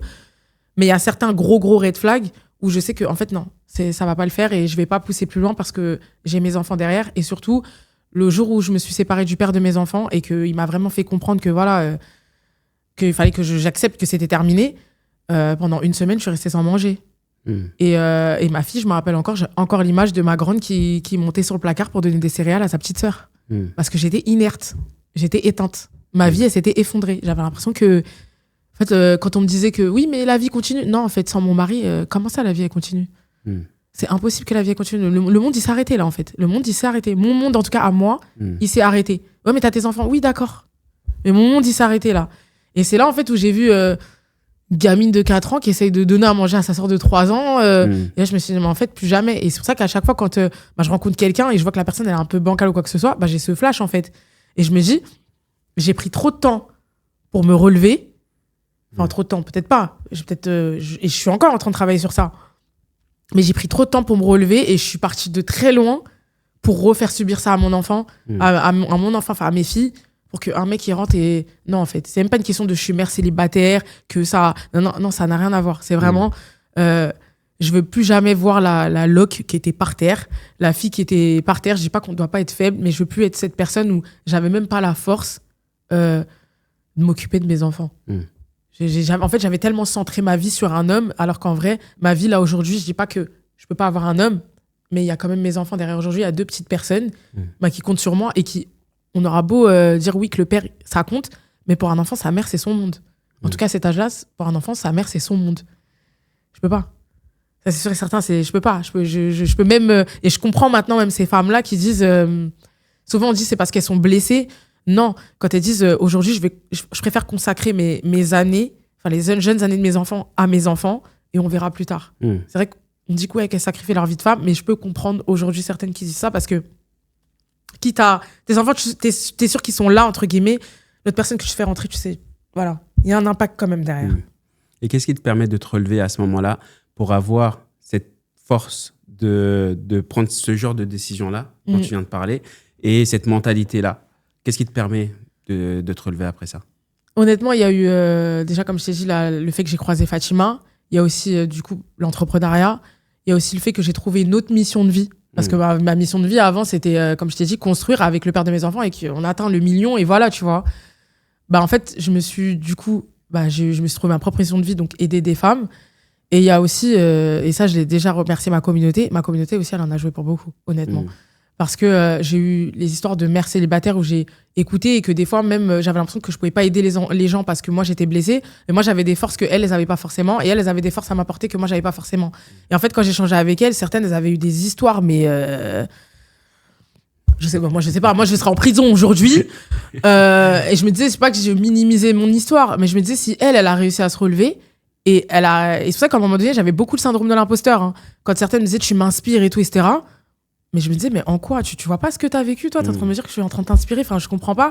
Et j'ai eu énormément ce syndrome de l'imposteur. Et en fin de compte, il y en avait beaucoup qui me disaient, non, t'as des parties de ton histoire qui sont inspirantes, t'as su te relever. Et non, en fait, je peux pas minimiser ça. Et c'est vrai qu'au départ, moi, je me voyais juste comme, une fille un peu qui gueule. J'ai pas réellement d'histoire, en fin de compte, si. Et oui, ma communauté, oui. Il y a des mères célibataires qui, elles, avaient passé le cap, en fait, de se relever émotionnellement, qui me suivaient et qui m'ont énormément apporté. Vraiment. Et aussi des hommes, des papas solo qui m'ont énormément apporté, dont un live que j'avais fait une fois où on avait débattu avec un papa solo. Et moi, ça avait complètement déconstruit toutes mes croyances. Franchement, les 3 qui étaient montés, il m'avait déconstruit toutes mes croyances. Et je me suis rendu compte qu'en fait, moi, c'était moi qui étais entourée de mauvaises personnes. Ouais. Voilà. Et qu'en fin de compte, ces mauvaises personnes, j'en faisais une généralité. Alors qu'il existait vraiment des papas qui se battaient vraiment pour leurs enfants, des papas qui élèvent vraiment leurs enfants et qui sont vraiment impliqués. Et c'est pas le papa qu'on va applaudir et qu'on va dire il a pris son enfant le week-end. Non. C'est des vrais papas. Et que c'est vrai, on a tendance sur les réseaux, ils vont pas chercher à se mettre en avant, mais on a tendance à toujours mettre en avant la négativité. De toute façon, les réseaux, même l'algorithme est fait pour, tu vois. Mais on les voit pas. Ils sont invisibles. Pourtant, il y a des comptes de papas solo. Il y a des comptes, ils sont moins visibles. C'est plus visible de casser du sucre sur les hommes, d'avoir une femme qui gueule, que de donner la visibilité à de vrais pères. Tu vois. Et c'est vrai qu'eux, ils m'ont reconstruit mes croyances parce qu'au départ, tu m'aurais questionné il y a 1 an, tu m'aurais parlé d'amour, je t'aurais dit absolument pas. Je me vois pas refaire ma vie avec quelqu'un. Hors de question, les hommes sont tous les mêmes. Et tout ça. Alors que non, c'est faux. C'est simplement moi qui m'entourais. Et surtout, je nourrissais tellement des croyances que forcément, la loi de l'attraction, tu vas attirer ce type de personnes. Et moi, au début, après ma relation avec le père de mes enfants, j'attirais que des pervers narcissiques. J'attirais les fameux hommes qui étaient attirés par les mères célibataires parce que souvent, c'était des garçons qui étaient élevés par des mères célibataires et qui n'avaient pas guéri leurs blessures, qui s'attendaient à ce que moi, je leur répare. Mais en même temps, ils avaient ce petit contrôle. C'était pas fou. Ils avaient ce petit contrôle de se dire, c'est quand même une personne blessée. Elle va avoir besoin de moi, c'est sûr, parce qu'il y a le cliché de se dire, et il est pas faux, mais qu'une mère célibataire, elle a entre guillemets besoin de reconnaissance d'un homme et de se dire qu'en fait, je suis pas finie parce que j'ai eu des enfants. Et il y en a énormément qui jouent quand même sur ça. C'est malsain, mais il y en a énormément qui jouent sur ça. Et quand t'es pas guéri, malheureusement, c'est là où tu te retrouves, et ça je l'avais déjà dit sur un post, tu te retrouves mère célibataire de plusieurs papas. C'est pas négatif, d'accord ? Mais des fois, il faut un peu creuser. Il y a des traumas qui sont pas guéris, qui font qu'à chaque fois, si tu prends toujours le même style d'homme, c'est qu'il y a une raison. Il y a une raison. Ouais. C'est qu'il y a un truc qui est systémique. C'est ça. Ouais. Et systématique aussi. Mais une fois que tu te relèves de ça et que tu prends conscience de ce qui t'entoure et que tu te construis, tu essaies de guérir, tu travailles sur toi, là, tu as aussi deux responsabilités à côté de toi. Comment ça se passe quand tu dois justement endosser ce rôle de maman solo, désormais, face aux deux petites que tu as? Bon, après, je vais peut-être me faire taper dessus. Moi, quand même, j'explique à mes filles que c'est pas le schéma classique. Parce que je veux pas non plus en faire des filles qui disent absolument. Non, pas du tout. Comme je dis, je suis pas. Faut pas être fermé à l'amour. C'est mon histoire. D'accord, c'est pas la vôtre. C'est mon histoire. J'en montre des couples autour de. Bon, il y a peut-être moins maintenant, mais des couples autour de moi qui sont heureux dans leur mariage. Regarde papy et mamie, ils sont mariés. Regarde Tata et son mari sont mariés. Je veux pas que ma fille, elle se dise, et ça c'était ma plus grande peur, qu'elle se dise demain, mes parents sont divorcés, je suis une enfant divorcée, je serai forcément divorcée. Parce qu'une fois, elle me l'a dit cette phrase. Elle m'a dit une phrase qui m'a choquée. C'est ça une enfant, je précise, mais elle m'a dit... Cette enfant, elle a 20 ans ou comment ça se passe ? Je jure, on était à la télé, on regardait la télé, puis elle se tourne comme ça d'un coup, puis elle me dit, maman, tu sais, moi je vais pas me marier avec un blanc. Hein. J'arrive comme ça, je fais, c'est quoi le rapport ? Elle me dit, parce que papa, il t'a quitté. Ah, waouh. Et je me suis dit, mais ça n'a rien à voir. Ça n'a rien à voir. Elle me dit, ouais, mais dans ce cas-là, de toute façon, moi, je me marierai jamais. Comment tu peux me dire ça à 5 ans ? À 5 ans, 6 ans, on rêve tous, on est tous matrixés par la Reine des Neiges, tu vois, le mariage, les princesses, l'amoureux. Et moi, en fait, t'écoutes mes deux filles, absolument pas. Donc, il y a forcément quelque chose. Il y a forcément quelque chose qui a fait que. C'est pas possible qu'à 5 ans et 6 ans, tu me dis que c'est pas ton rêve, que tu veux pas avoir un amoureux. Maintenant, je suis pas en train de les éduquer dans ça non plus. Mais j'ai eu une enfance comme elle. Et tu peux pas me dire qu'aujourd'hui, tu as le discours d'une gamine de 15 ans ou une gamine de 18 ans qui a quand même vécu ses premières ruptures amoureuses et tout. C'est pas normal. Ouais. Donc, et ça, c'est vrai qu'aujourd'hui, je me force énormément à ne pas montrer. Déjà, j'ai arrêté de pleurer devant mes enfants. Pas parce que c'est une faiblesse, mais en tout cas, pleurer pour ce motif-là. Je peux pleurer pour tout et pour rien. Je lui dis, on est imparfait, tu peux pleurer. Mais de ne pas lui montrer que j'avais une relation dernièrement qui n'avait pas marché et c'était quand même attaché à la personne. Et elles m'ont dit, on va plus le revoir. Et déjà, ça m'a pris une première erreur. On ne présente pas quelqu'un, attends au moins 1 an avant de présenter quelqu'un à ton enfant. Et en même temps, je me suis dit, il a fallu que j'explique à mes enfants que, écoute, des fois, ça ne marche pas forcément. Mais regarde, maman, aujourd'hui, elle n'est pas en train de pleurer et tu vas pas manger des céréales pendant une semaine. Tu vois, ça va. Maman, elle va bien. Ça va aller. T'es pas triste, maman? Non, ça va aller, tout, etc. Non. Parce que je veux plus jamais non plus revoir cette vidéo que j'ai jusqu'à aujourd'hui dans mon téléphone où la dernière, elle est là avec un mouchoir, je suis en train de pleurer et elle vient m'essuyer les larmes et elle me dit c'est bon, maman, ça va aller, pleure plus. Ça va aller. Une gamine de 3 ans. Tu vois, et c'est là où je me suis dit, mais en fait, non, en fait, c'est pas une gamine de 3 ans et de 4 ans à l'époque. Qui va me faire... j'ai appris de mes enfants, mais qu'ils ont à porter cette charge, en fait. Ouais. Absolument pas. Et quand tu revois justement toute cette période-là et le processus dans lequel tu es avec les enfants, quelle image tu penses que ces enfants ont de toi aujourd'hui ? D'après leur père. D'après leur père, y a pas plus... hier, carrément. Ma fille, elle me disait qu'elle m'admire énormément. Parce que mes enfants, je les éduque quand même financièrement, parce que j'éduque des femmes financièrement, forcément, j'éduque mes enfants financièrement. Je les éduque. Je veux qu'elles gardent la magie qu'on a tous quand on est petit, de croire que tout est possible. Et qu'ils s'arrêtent à un certain... Non, tout est possible. L'humain peut absolument tout faire. Aujourd'hui, je les éduque à... Ouais, comme je t'ai dit, l'éducation financière, surtout à s'exprimer. Parce que moi, je m'exprimais pas. Je m'exprimais pas plus jeune. Je me suis pas rendu compte que je m'exprimais pas plus jeune. Et au final, aujourd'hui, mes filles, elles le disent. C'est leur père qui me dit que leur mère, maman, elle est super forte. Maman, elle fait ça. Maman, elle fait des trucs que les garçons aussi savent faire et tout, etc. Et je lui dis tout le temps. Même elle, une fois, c'est elle qui m'a remis à ma place. Je lui ai dit une fois, ah ouais, voilà, on parlait de... Moi, j'adore la conduite. J'aurais dû faire pilote de course ou quoi que ce soit, mais...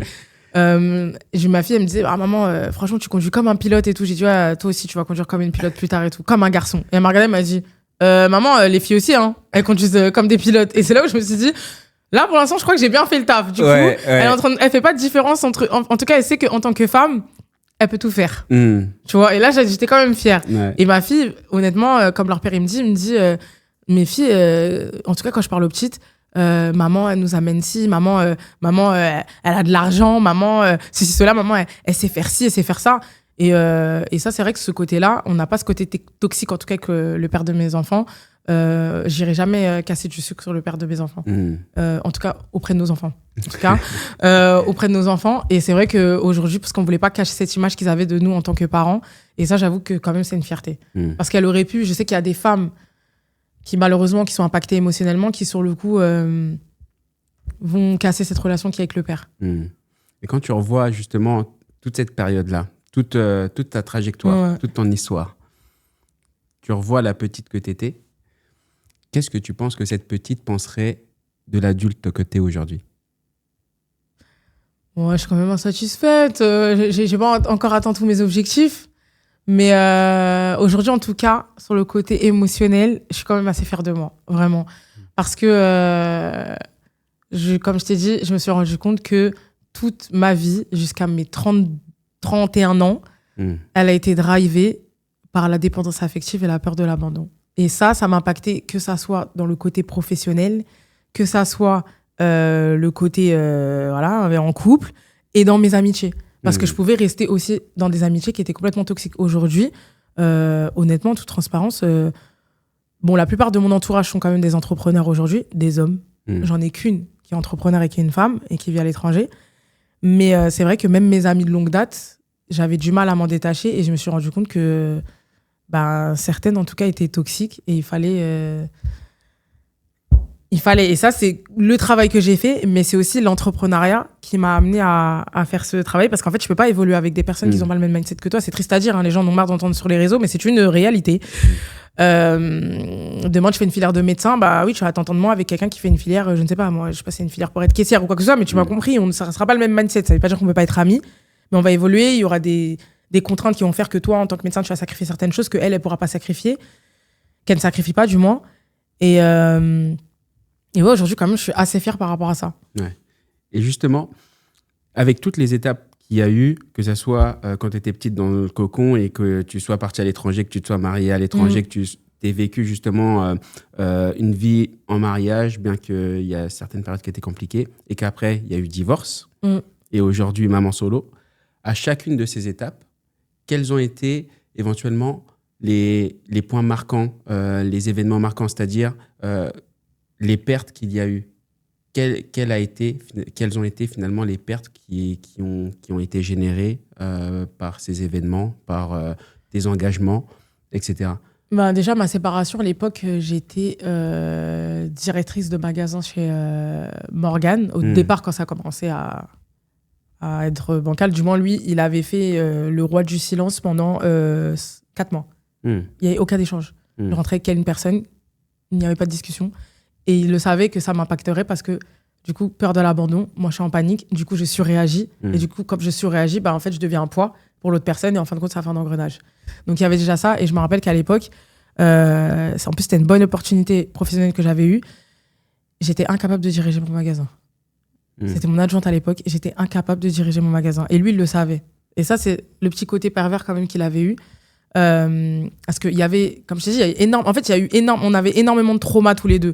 lui, le fait qu'il a été rabaissé énormément dans sa jeunesse, il avait besoin de prouver aux autres parce qu'il vient d'une famille très très pauvre. Et quand je dis très pauvre, parce que les personnes de ses origines, quand ils me disent non, lui, il est vraiment, oui, le bled, les gens, tout le monde n'ont pas les moyens, mais lui, il était vraiment très pauvre. Et donc, il y a ce côté où lui, il a toujours voulu montrer aux gens, je peux réussir. Donc lui, c'était déjà une réussite d'être arrivé en France, ce que tu veux. Le problème, c'est qu'il a nourri un ego qui, jusqu'à aujourd'hui, il a ce problème. C'est qu'en fait, au lieu de travailler ensemble, au début, on travaillait ensemble, on est devenu il était en compétition tout seul. Il était en compétition avec moi. J'étais directrice de magasin, il fallait qu'il devienne directeur magasin. Je gagnais plus que lui, il fallait qu'il gagne mon salaire. Et ça fait que quand j'ai eu cette opportunité, au lieu d'être un soutien pour moi à ce moment-là, et je gagnais super bien ma vie à ce moment-là, en fait, il savait que ça allait m'impacter. Il a tout fait pour qu'au final, quand je rentre chez moi, en fait, c'était anxiogène. Je me rappelle que j'avais même délaissé mon rôle de maman et je restais en magasin jusqu'à des minuit, 1h. Et le lendemain, je recommençais à 8h. Parce que je fuyais ma maison.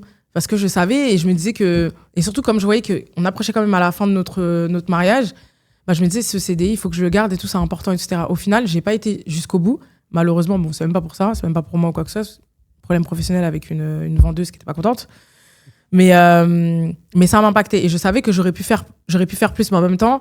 Et c'est là aussi, en même temps, où ça m'a déclenché une maladie auto-immune. Je suis atteinte du psoriasis capillaire. Et donc, ça fait que après, ça a commencé à m'atteindre au niveau de la peau parce que justement, je gardais tellement mes émotions, je prenais sur moi parce qu'en fait, je me disais, peut-être en fait, que si je me tais et que j'arrête de parler, peut-être en fait que lui, ça va revenir à la normale et qu'il va me reparler. Et en fait, non, les mois, ils passaient, les semaines, ils passaient, les enfants, ils voyaient qu'il y avait quand même un froid, que lui, il me parlait avec une animosité. Pourquoi ? Je ne sais pas. C'est pas moi en plus qui avait fauté. Voilà, j'avais pas compris. Et après, la deuxième fois, j'ai une autre opportunité après la séparation. J'ai un autre poste de directrice de magasin et au final, j'ai pas pu porter à ce moment-là, et ça c'est entre guillemets ma faute, hein. Mais comme j'avais pas travaillé sur mes traumas, ça m'impactait sur ma vie professionnelle. Je me rendais pas forcément compte. Je m'attachais à mon équipe alors que tu viens travailler, tes collègues, c'est tes collègues, d'accord ? On n'est pas là pour copinage. Et en fait, je faisais porter ma charge émotionnelle à mes collègues.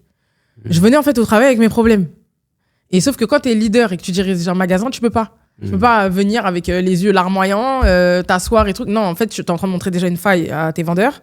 Et au final, le respect, il s'en va, entre guillemets, parce que tu viens avec tes problèmes. Alors que quelqu'un ta directrice de magasin, quand elle vient, t'es pas censé savoir sa vie, entre guillemets. Ça veut pas dire qu'on n'est pas humain, mais il y a quand même un charisme, une posture à garder. Et à ce moment-là, c'est là où je me suis dit, bon, en fait... je peux pas continuer comme ça, de toute façon j'irai pas mieux. Et c'est là, comme je dis tout le temps, l'immobilier m'a sauvée parce que j'aurais pas pu m'arrêter comme n'importe qui si j'aurais pas eu des revenus locatifs qui rentraient. Et c'est là où je me suis dit, tu sais quoi, j'arrête tout.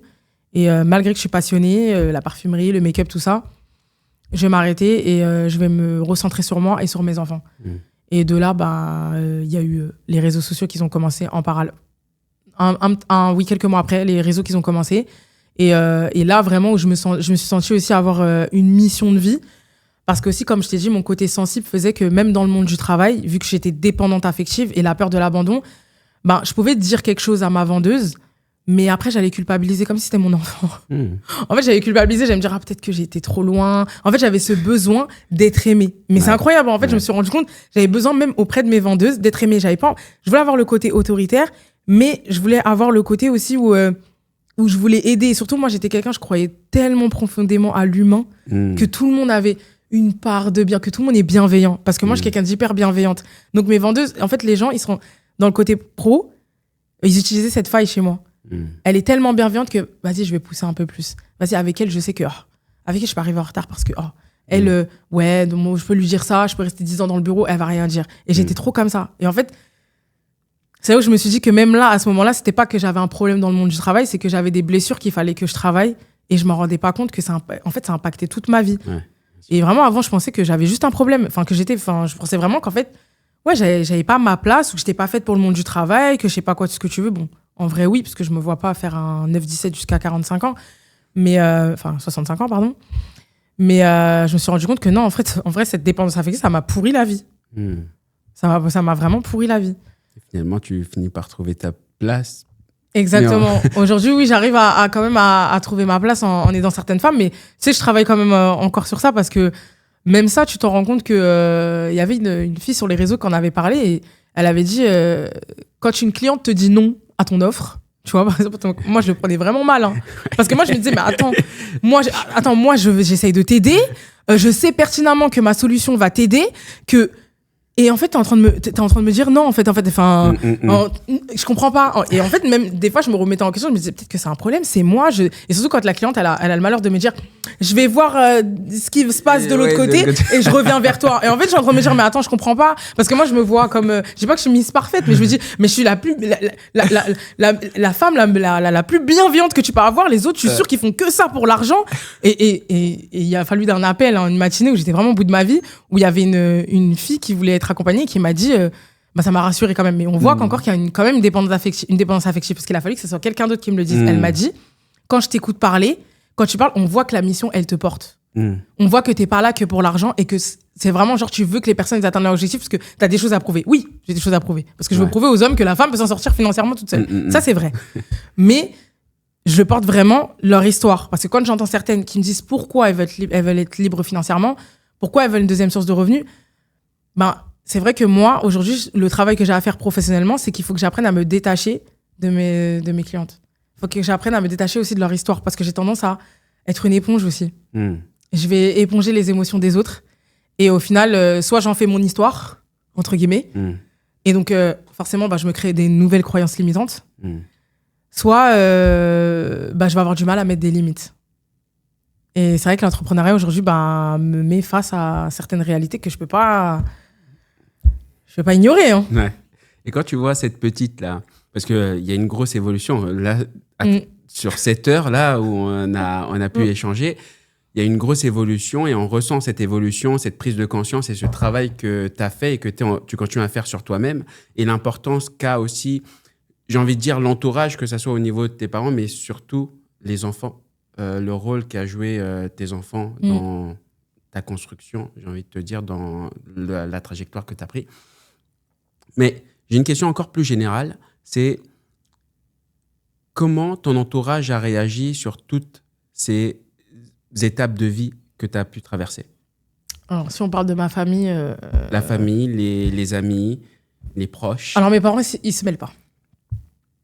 Mes parents, ils se mêlent pas, ils sont comme ça. Mes parents, ils ont toujours été comme ça, c'est des gens qui se mêlent pas, voilà.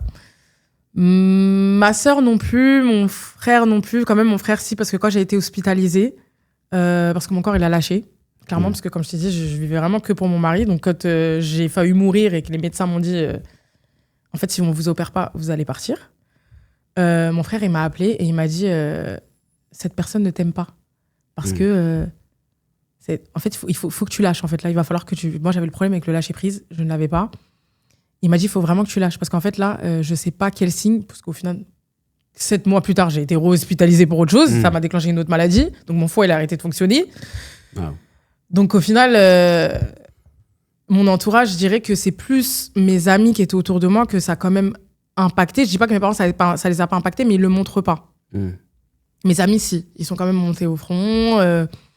Il y en a certaines, voilà, jusqu'à aujourd'hui, il y en a certaines, oui, qui ont carrément coupé les ponts avec le père de mes enfants. Bon, après, lui, c'est quelqu'un de très réservé, donc il n'allait pas revenir non plus.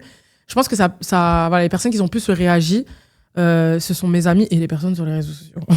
C'est tout. Tout à l'heure, tu as imaginé ce que la petite Fabienne te dirait. Mais là, ce que j'aimerais savoir, ce que toi, tu lui dirais à cette petite Fabienne que tu peux imaginer à cet âge-là où elle n'avait pas encore conscience de toute cette réalité qui t'attendait. Qu'est-ce que tu lui dirais? Quels sont les mots que tu lui adresserais? C'est ça la question. C'est ça la question. Maintenant, vu que là, je suis dans le futur, entre guillemets. Exactement. Je sais, entre guillemets, ce que je suis devenue. Maintenant, il y a des choix où, comme je t'ai dit, je peux même pas dire ça aujourd'hui parce que j'ai eu un déclic récemment qui disait que j'avais besoin de passer par là pour pouvoir être la personne que je suis aujourd'hui. En fait, si je ne serais pas passée par là, malheureusement, ce divorce, cette rencontre, je pense que j'aurais été encore la dépendante affective il y a 2-3 ans. Donc ça, je ne peux pas cracher sur ça. Mais aujourd'hui, je pense que je dirais plus lâche prise. Parce que moi, j'étais quelqu'un, j'avais besoin de contrôler et je l'ai encore. je l'ai encore, hein, que cette personne me pardonne, mais, mais que je l'ai encore, je veux encore driver, et tout ça parce que quand je creuse, c'est pour me protéger. Parce qu'en fait, je suis quelqu'un, je veux pas avoir, surtout dans les relations humaines, je veux me protéger au maximum et je veux pas attendre, je veux pas ça, je veux sécuriser le futur. Et c'est vrai qu'aujourd'hui, je dirais qu'avec tout ce que j'ai vécu, lâche prise parce qu'en fin de compte, je peux contrôler que ce que moi je peux contrôler en quelque sorte. Je peux pas contrôler les autres. Et j'avais ce défaut, je voulais contrôler les autres et surtout les contrôler pour me rassurer. Ok, donc on est d'accord que ça va se passer comme ça, dans 2 ans on va faire comme ça, et comme ça t'es sûr, je sais pas, en fait, en fin de compte c'est la petite fille qui parle. T'es sûr, je vais pas m'abandonner, hein. Ça va se passer comme ça, on est ok, hein, on est d'accord et tout. Et en fin de compte, ouais, non, en fait, il faut vraiment que je lâche prise, même le côté émotionnel, et même, j'ai envie de te dire, du côté professionnel aussi. Ouais. Et quel mot t'aimerais, parce que tu parlais du futur là, quel mot t'aimerais adresser à ton toi dans 10 ans? Dans 10 ans, c'est vrai que j'ai peur du futur. Je dirais que la phrase que je t'ai dit, lâche prise et laisse, cette phrase qui me reste, c'est laisse faire le processus en vrai. Et je sais par contre aujourd'hui, déjà je pense savoir qui je suis en tout cas à 90%. Je sais de quoi je suis capable en tout cas. Je sais que je peux atteindre tous mes objectifs et que ce que j'imagine dans 10 ans, je suis sûre de l'atteindre si je me laisse pas avoir sur le côté négatif, je dirais, émotionnellement. Parce que, comme je t'ai dit, moi, j'étais quelqu'un où, même l'amour impacte énormément sur ma vie, honnêtement, même sur le côté pro. Il suffit que je rencontre la mauvaise personne et je suis capable de... Tu sais, il m'est arrivé, je crois, en début d'année, j'avais disparu des réseaux pendant 4 mois. Parce que, il y en avait, ils savaient. Un des abonnés qui m'avait dit... Il y a un truc. Il y a quelqu'un là, c'est pas, elle est en train de vivre un engouement, c'est pas trop ça. Et c'était exactement ça. Je voulais pas l'assumer, mais c'était ça. C'était ça, j'avais disparu pendant 4 mois et c'était ça. Et mon ancienne coach, l'accompagnement était terminé, elle me l'avait dit, en fait, tant que tu vas pas vraiment guérir ce truc-là, ça... En fait, tu seras jamais, ça sera jamais, même ton business, tu pourras jamais le porter jusqu'au bout parce qu'en fin de compte, les gens, la personne, elle t'impacte trop. Elle t'impacte trop. Et c'est vrai, même si cette phrase, elle est vraie, en disant que quand tu choisis ton compagnon, tu choisis quand même, surtout pour une femme, tu choisis quand même, c'est l'homme qui fait quand même, entre guillemets, l'humeur, je dirais, de la femme, l'ambiance en tout cas. En fait, si ça se passe mal à la maison, ça va rejaillir sur la femme est très émotionnelle, tout ça. Et c'est vrai que oui, le choix du compagnon est important. Aujourd'hui, je fais vraiment attention à la personne avec qui je fréquente. Est-ce que c'est vraiment une personne qui, est-ce qu'elle me ment pas? Parce qu'il y en a, des fois, ils le sentent que tu es dépendante affective, donc ils vont te dire les mots qu'il faut, ils vont avoir le discours, et au final, changement complètement, la personne n'est absolument pas comme ça. Aujourd'hui, je fuis les personnes narcissiques, ça c'est sûr, mais je fuis aussi les personnes indisponibles émotionnellement. Parce que je suis très émotionnelle. Et je vais même, comme je suis très émotionnelle, je vais essayer de trouver de la rationalité. Tu vois, je vais essayer de me trouver, est-ce que c'est logique ce qui se passe? Comme tu as dit tout à l'heure, mais je vais réfléchir jusqu'à midi 14h, mais pourquoi il a réagi comme ça? Mais pourquoi il a dit ça? Non, quand il a fait ce geste, c'est que ça voulait dire, non, en fait, lâche prise. Lâche prise, parce que là, c'est bon, la maladie auto-immune, on en a, j'ai pas envie d'avoir plus grave. Ouais, c'est voilà. Clair, c'est clair. Si je t'enlève aujourd'hui tes biens immobiliers. Oui, sache que... ton entrepreneuriat. Ouais. Je t'enlève tout ce qui est statut. Ouais. T'es qui, Fabienne? Ouais, c'est ça. Là, je suis en train de faire un gros travail sur ça. Parce qu'aujourd'hui, comme j'ai dit sur une de mes dernières vidéos, beaucoup critiqué, je suis actuellement en train de tout perdre. Ça y est, maintenant, je lâche prise. Parce que, comme j'avais déjà précisé, je suis toujours la femme de monsieur. Nous ne sommes toujours pas divorcés. Donc, ça fait que, comme on a construit en communauté de biens, et c'est pour ça qu'aujourd'hui, les gens me reprochent, je ne dis pas aux femmes de ne pas se marier, je dis faites une séparation de biens. Parce que demain, ça ne veut pas dire que tu n'aimes pas la personne avec qui t'es. C'est qu'en séparation de biens, demain, s'il décide de faire des crédits conso dans ton dos, comme moi, ça a été pas vraiment dans mon dos, mais ça a été fait, j'ai dû le suivre parce qu'on était en communauté, il m'a endetté à plus de 100 000 euros en crédit conso. Donc ça, aujourd'hui, moi, je l'assume seule avec 2 enfants. Et en gros, ce que je dis aux femmes, c'est que tu peux aimer, les femmes, tu peux aimer, mais séparation de biens, ça veut pas dire que t'aimes pas, ça veut dire que tu vas te protéger. On sait jamais demain, demain, t'as la Banque de France, si t'es en séparation de biens, lui, il va être fiché, mais vous pourrez toujours nourrir vos enfants. Les banques sont pas, les comptes bancaires sont pas bloqués. Demain, tu as un projet et que ton mari ne veut pas te suivre, tu peux, parce que tu es en séparation de biens. Demain, tu veux acheter des biens immobiliers toute seule, bah, tu peux parce que tu es en séparation de biens. Alors que quand tu es en communauté, bah non, en fait, tu es obligé d'avoir la permission de ton mari. C'est pour ça qu'il y a beaucoup de femmes qui, au final, se sont endormies dans le mariage, n'ont pas été au bout de leur projet, bah parce qu'en fait, monsieur à côté n'y croit pas. Alors qu'au final, si tu l'impactes pas, c'est vraiment ton argent. Et même, il faut savoir que demain, tu as de l'épargne. Bah, quand tu es en communauté, c'est aux deux. Même si tu divorces, il va falloir diviser avec monsieur, même si c'est toi qui t'es saigné pour mettre cette épargne. Et moi, c'est ce qui est arrivé, le fait que j'avais pas cette vision, j'avais pas cette éducation financière. J'avais l'éducation financière pour les investissements, mais j'avais pas l'éducation financière par rapport à ça. Donc moi, j'ai pris le petit contrat, le petit contrat classique avec communauté sans me poser. On se demande pourquoi il est gratuit. Maintenant, j'ai compris pourquoi il est gratuit. Et au final, bah, je me retrouve aujourd'hui au bout de 3 ans de séparation, bah, à lâcher prise sur mes biens. À lâcher prise parce qu'au final, comme une amie, elle me le répétait, qui est entrepreneur, elle me disait, en fait, si tu as réussi, et elle a raison, mais c'est juste moi qui voulais pas l'entendre, si tu as réussi à construire une fois, tu peux reconstruire une deuxième fois. Elle a tout perdu aussi à cause d'un homme. Elle a perdu son entreprise à cause d'un homme. Elle a tout reconstruit dans un pays étranger, seule. Aujourd'hui, elle fait plus de 100 000 € par an, mais elle a tout reconstruit. Elle m'a dit, moi, j'ai recommencé, j'ai été éboueuse, j'ai travaillé sur les chantiers dans un pays où je parlais même pas la langue. Elle m'a dit, mais j'ai réussi à reconstruire. Elle m'a dit, oui, c'est vrai, toi, t'es maman de ce que tu veux, ok, mais tu peux le faire. Et c'est vrai que ça m'a soulagée. Je me suis dit, elle a raison. En vrai, je connais bien mon sujet. Je sais toutes les erreurs à pas faire en immobilier. Je sais, en fait, comment devenir libre financièrement avec l'immobilier en moins de 2 ans. Chose que, quand même, j'ai pris un peu plus longtemps sur mes premiers investissements avec mon ex-mari parce qu'il fallait le convaincre. Hein. Comme j'ai dit, vu que t'es pas en séparation de biens, il faut convaincre l'autre. Donc, il y a eu des investissements qui étaient pas forcément parfaits, qui n'étaient pas bons, du moins aujourd'hui avec le recul. Quand j'ai fait l'introspection de mon patrimoine, oui, il y a des biens qu'il faut s'en séparer là en fait, parce qu'en fait c'était des biens qui étaient achetés avec l'émotionnel, qui étaient achetés parce que lui ne comprenait pas mon domaine, ne comprenait pas la passion que j'avais pour l'immobilier, donc j'ai fait des mauvais choix en temps d'investissement que j'ai pu optimiser et rattraper le truc. Mais si j'aurais investi autrement, aujourd'hui je serais à plus de 50 000 € de loyer mensuel. Ça, je suis sûre et certaine. Je suis sûre et certaine. Mais et c'est pour ça qu'aujourd'hui je fais de la prévention, déjà en accompagnant les femmes à investir, mais je fais de la prévention en je suis pas contre votre mariage, même celles qui sont mariées aujourd'hui, vous pouvez tout à fait modifier votre contrat. Ça veut pas dire que vous aimez pas. Et déjà, si le monsieur commence à bégayer en changement de contrat, il faut se poser des questions. Tu dors peut-être sûrement avec ton ennemi. Cette personne ne veut pas que tu évolues. Parce que normalement, dans un couple, tu veux que l'autre personne évolue. Donc, tu peux faire une séparation de biens. C'est 200. Il n'y a pas de biens dans le couple. C'est 200, 300 €. 300 € par rapport à un divorce qui peut te coûter 4-5 000 € si vous n'êtes pas d'accord, c'est rien. Maintenant, je parle pas que forcément du divorce. Je parle aussi que, demain, tu as envie d'acheter quelque chose à ta mère, une maison ou quoi que ce soit. Bah, tu n'es pas obligé de demander l'autorisation de monsieur. Et clairement, oui, aujourd'hui, bah, je reconstruis actuellement mon patrimoine. Et j'ai enfin accepté de lâcher prise parce que de toute façon, je ne peux pas rester mariée éternellement à cette personne. Et je peux pas... on pourrait me dire, oui, mais tu peux racheter. Il n'est pas rentable. C'est pas rentable de tout racheter en faisant les comptes, c'est pas rentable. Je préfère recommencer à zéro et parce que j'ai pas peur de recommencer à zéro. Et comme je le répète aux femmes, apprendre à investir en immobilier, c'est une compétence. Et c'est une compétence qui fait que demain, tu peux tout perdre, tu pourras toujours tout recommencer parce que tu sais que demain, tu peux acheter une cave, tu sauras comment la louer. Demain, tu peux acheter un appartement, un petit studio, tu sais que demain, tu peux faire de la location atypique et qui va te dégager de l'argent. Demain, tu t'y connais en immobilier, tu sais que tu peux faire. T'as pas d'argent, t'as pas de CDI, bah, tu peux faire de la sous-location. Donc, je peux commencer avec 1 500, 2 000 €.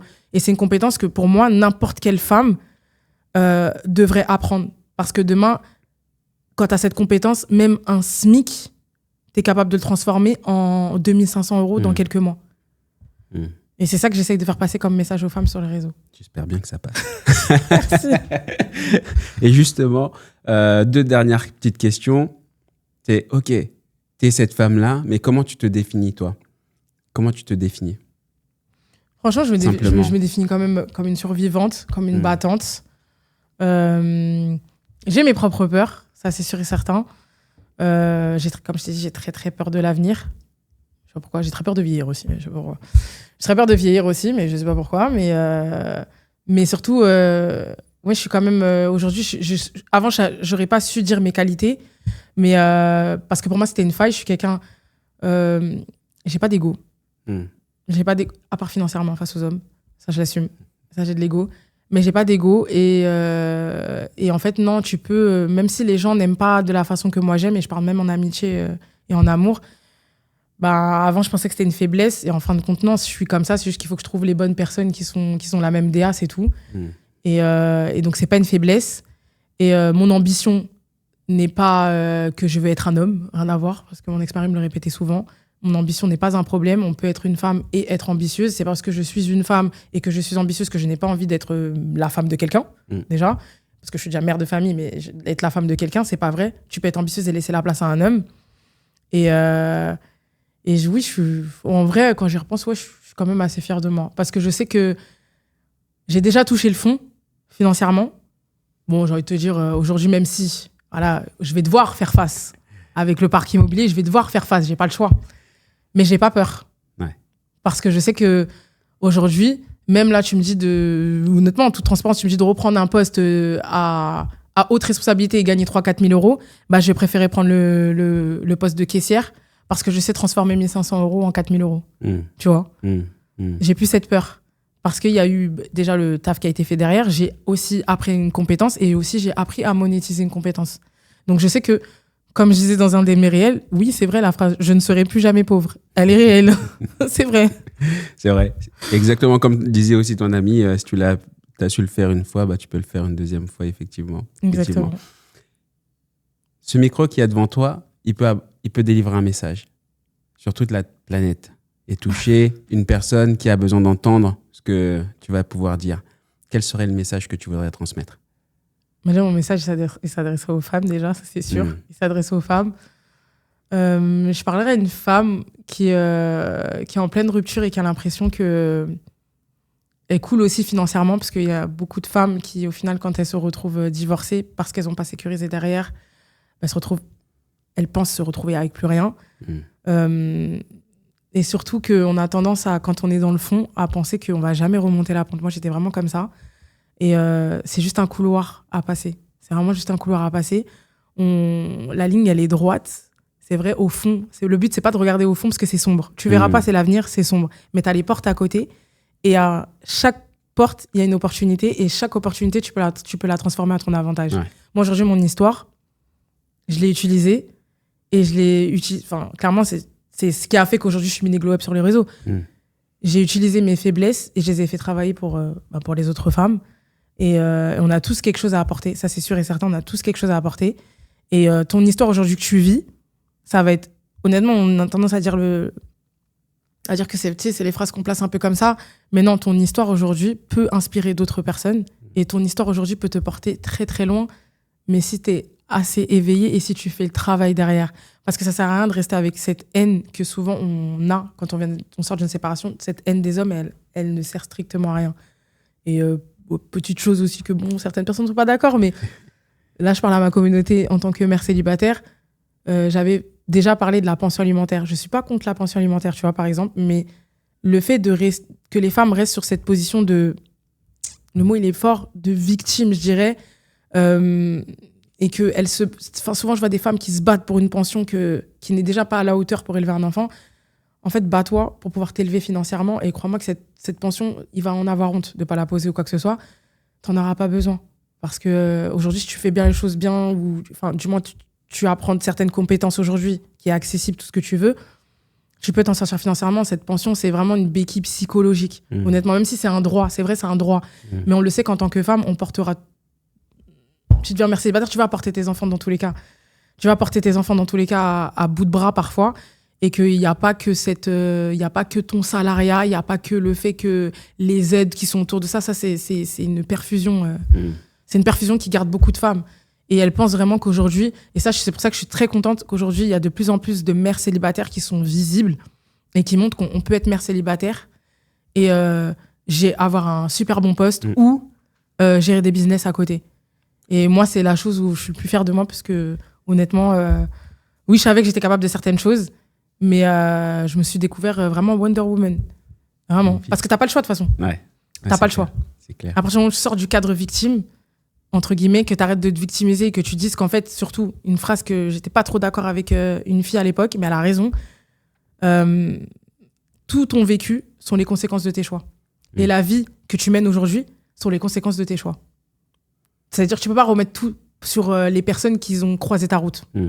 si ces personnes, tu les as croisées leur route, déjà, soit ils avaient quelque chose à t'apporter, soit c'était toi qui as fait, c'est les causes. Tu as fait les causes, tu as attiré ces personnes-là. Donc, sortez de l'état victime. Regarde aujourd'hui, et d'ailleurs, je pense à une personnalité sur les réseaux qui est Gamze, qui avait dit une fois, quand tu es dans une situation au fond du trou, demande-toi où est le cadeau. Et je te jure que depuis cette phrase, je l'ai en tête. Je regarde une situation qui est difficile et je me dis, où est le cadeau? Là maintenant, où est le cadeau? Qu'est-ce que ça va m'apporter? Où est le cadeau? Et je te jure que la situation négative, tu la vois autrement. Merci beaucoup. Merci beaucoup, Fabienne. Et je suis très heureux d'avoir pu discuter avec toi sur tous ces aspects que ce soit de la dépendance affective et de comment tu te construis aussi après une telle rupture, et comment tu prends conscience déjà avant même la rupture que tu es dans une situation où il faut que tu agisses et que cette rupture arrive, mais que tu as aussi plein de responsabilités qui découlent de ça derrière, et que tu dois essayer de prendre toutes ces responsabilités à bras-le-corps pour pouvoir élever des enfants plus tard, etc.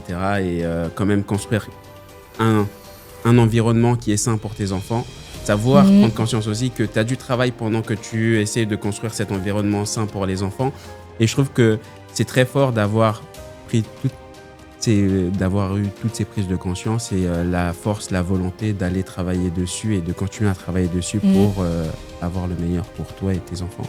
Donc bravo à toi. Merci. Pour ce parcours. Et je suis très heureux d'avoir pu discuter avec toi et changer sur cette trajectoire. Merci. T'as quelque chose à ajouter? Non, c'est bon, c'est parfait. C'est parfait. Et bien parfait, on fait un petit clap de la fin. Vas-y. 1, 2, 3. Yes.